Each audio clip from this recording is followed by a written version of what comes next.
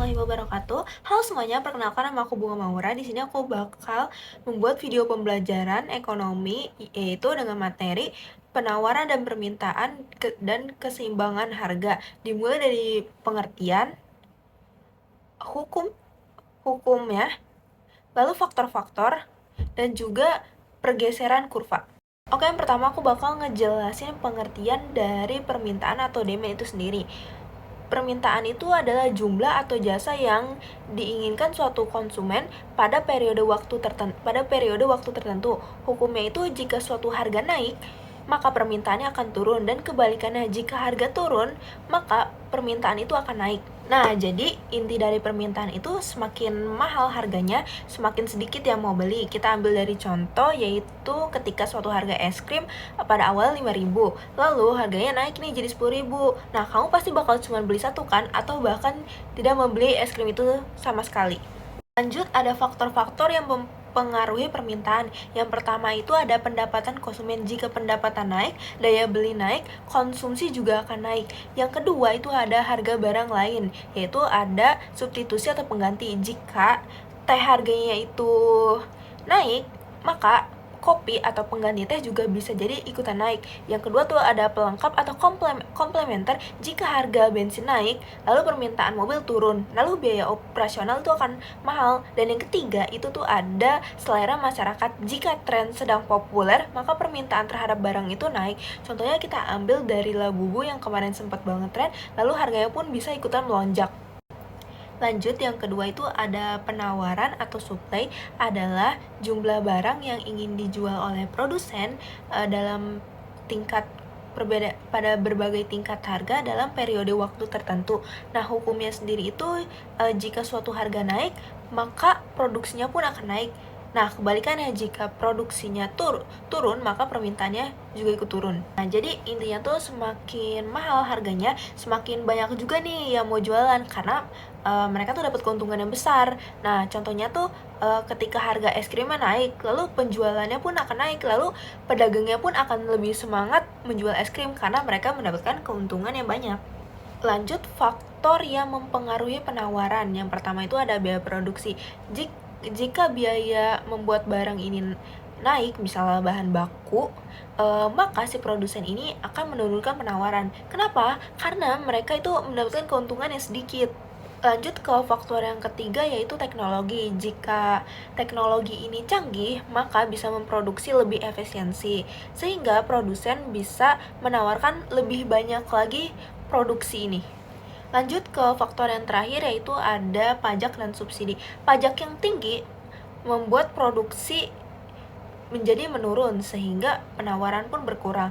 Nah, subsidi dari pemerintah membuat biaya produksi turun, sehingga penawaran naik. Lanjut ke pembahasan selanjutnya, yaitu ada keseimbangan pasar atau equilibrium price. Harga keseimbangan pasar adalah harga di mana barang yang diminta dan jumlah harga barang yang ditawarkan. Oke, kita bisa lihat pada gambar di bawah ini, pada titik ini tidak ada kelebihan barang surplus atau kekurangan harga, yaitu storage. Pasarnya juga stabil, pembeli bisa mendapatkan keinginannya dan penjual juga bisa menjual semua barangnya. Nah, bagaimana keseimbangan tercipta? Yaitu mulai dari harga yang paling tinggi, yaitu jumlah penawaran lebih besar daripada permintaan, yaitu surplus, untuk menghabiskan stok, lalu penjual pun menurunkan harga tersebut. Jadi biar stok di tokonya itu habis, lalu mereka pun menurunkan penawaran harga.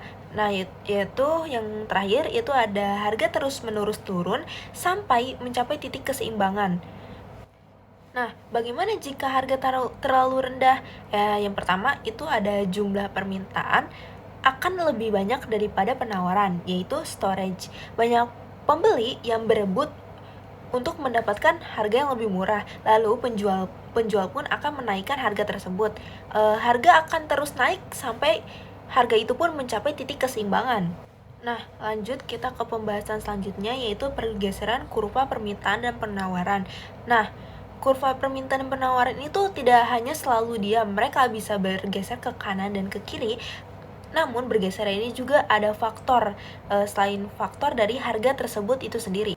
Buat yang pertama, aku bakal ngejelasin kurva pergeseran permintaan. Nah, di sini aku bakal ngejelasin faktor-faktornya. Yang pertama itu dari pendapatan konsumen. Jika pendapatan naik, maka permintaan juga naik. Kurva akan bergeser ke kanan. Nah, jika pendapatannya turun, maka permintaannya juga akan ikut turun. Maka kurva itu akan bergeser ke arah kiri. Lanjut yang ke faktor kedua, yaitu ada selera konsumen. Jika suatu tren ini naik, maka permintaannya juga ikut naik. Contohnya kita ambil dari dimsum mentai. Karena dimsum mentai ini lagi ramai-ramainya, jadi orang-orang pun juga pada berbondong-bondong pengen nyobain nih, maka permintaan dari dimsum mentai sendiri itu kan naik. Lalu yang terakhir itu ada harga barang lain, sama seperti faktor permintaan. Jadi ada harga barang lain, yaitu ada barang pengganti atau substitusi. Jika harga teh ini naik, maka bisa jadi kopi juga ikutan naik, maka kurvanya akan bergeser ke arah kanan. Nah, lalu ada pengganti atau komplementer. Jika harga bensin ini naik, maka permintaan mobil ini akan turun, lalu biaya operasional akan naik, maka kurva akan bergeser ke arah kiri. Selanjutnya aku bakal ngejelasin pergeseran kurva penawaran. Yang pertama itu ada biaya produksi. Misalnya bahan baku ini turun, maka produksinya ini bisa menawarkan lebih banyak lagi.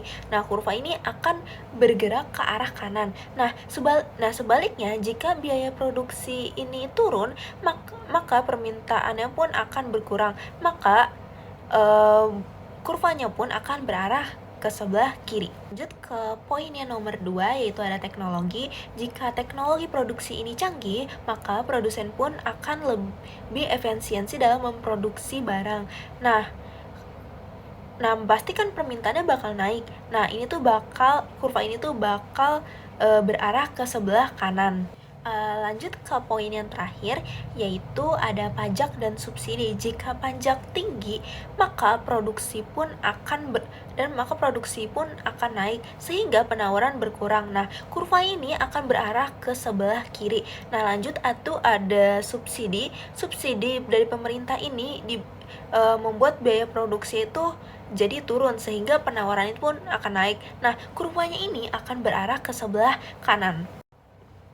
Sekian pembahasan kita hari ini. Mohon maaf apabila ada kesalahan kata atau pengucapan. Saya akhiri. Wassalamualaikum warahmatullahi wabarakatuh. Bye-bye.